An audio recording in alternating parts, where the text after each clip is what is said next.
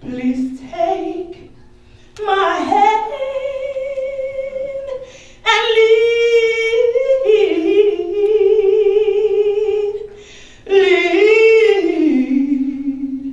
me home.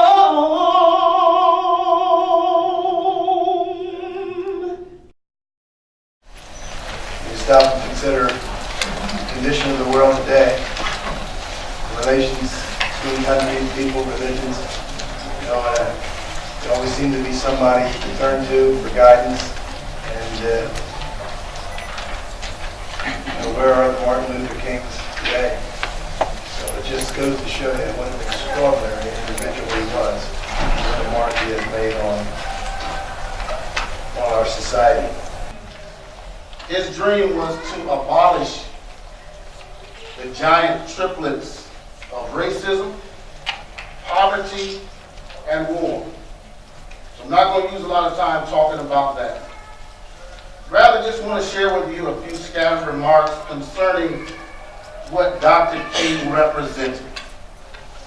And above all, he represented service.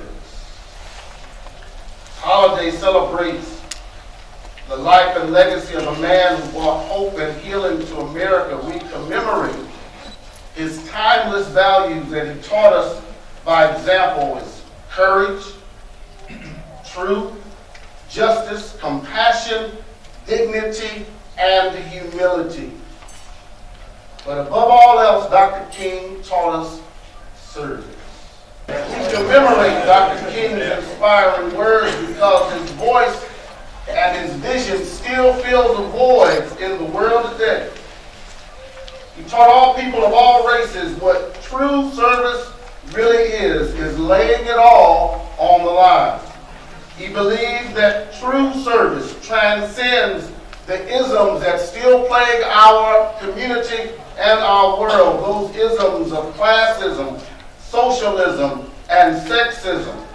Dr. King said, don't just meet, cry, and complain. Get up. Do something about it. Serve. Turn to the person next to you and say, do something about it. It's time to serve. In Atlantic City, there was segregation of the races. Silly things, like you could have female barmaids in the north side in African American bars, but not on the south side in white bars. Very silly. Even the streets. You all wonder why you're driving down Fairmount Avenue and suddenly it becomes Baltic Avenue. That was the separation of the races. And the segregation on the beaches is what we are going to talk about right now because of Chicken Bone Beach. At one time, the African American beach, Black Beach, was in front of the Claridge at Indiana Avenue. Until the Claridge was built, and the patrons of the Claridge and the owners wanted to move the black people off of that beach, and they moved down to Resort Avenue.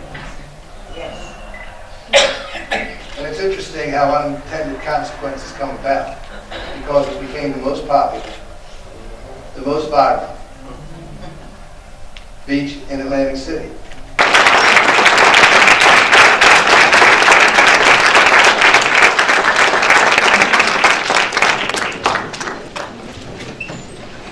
Thank you so much. I know it's Atlantic County.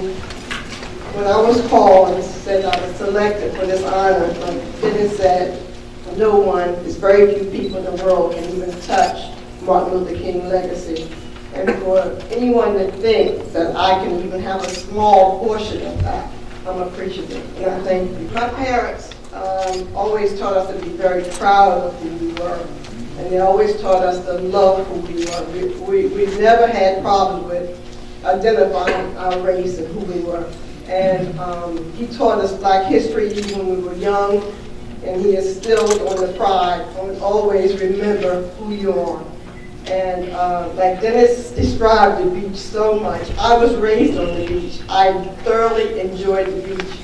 And so when I came back to Atlantic City and saw the demise of Kentucky Avenue and everything that was happening in Atlantic City, I thought about the fun I had on Chicken Bone Beach, and then I went to Martha Vineyards, and they had the same beach beach called Idwell. And I met a family who was actually made T-shirts of the Idwell. And they told us when blacks went in the water, the whites started turning ink, and that's where Idwell came from. So America is known for its segregation. A lot of things are still going on now. We're not perfect, but I look at the good side because, you know, that my family looked at the good side. They understood segregation. They taught us what was going on. We were not, our head was not in the sand, but we knew that we loved who we were. We were proud of who we were. So when I came back, my brother Gene Wallace and I said, let's do something on Chicken Bone Beach. And sure enough, that's what we did. We started on Chicken Bone Beach because of, not the name, is a derogatory. When I first started, the New York Times, there was a big article in the New York Times. Why would she want to bring that up? What's going on? What's going on? And when I explained to people that is because of the pride that we had on that beach. We made lemonade out of lemon. That's the camaraderie that was on Chicken Bone Beach. It's a sense of family pride. It's a sense of love. And like Dennis said, there was the entertainers also had the same restriction that we did. So, you know, Martin Luther King, we have a picture of him on the beach with one of the local ministers. We have a picture of Sarah Vaughan. So many celebrities also were subjugated as far as back in the day. Thank you for coming and sharing my dream with me. And again, I'm honored to even be thought of to receive this award. Thank you very much.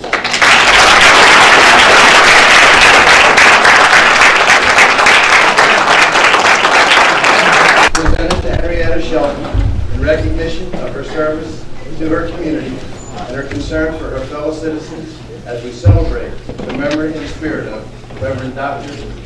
Martin Luther King Jr., January 16, 2015. Thank you so very much.